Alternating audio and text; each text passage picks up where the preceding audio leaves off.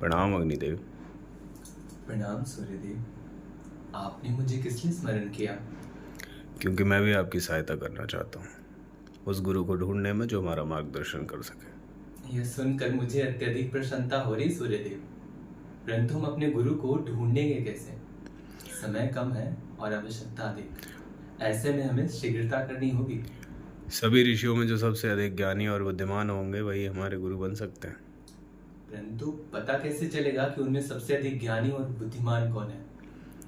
आप भूल रहे हैं महादेव ने क्या कहा था कि जो हमारा मार्गदर्शन कर सकें, हमें एकजुट कर सकें, हमारी शक्तियों को पहचानने में हमारी मदद कर सकें। और सबसे बड़ी बात यह है, जो हमारे बीच के मतभेद को मिटाकर हमें एकजुट कर सके, क्योंकि एकता में अत्यधिक बल है।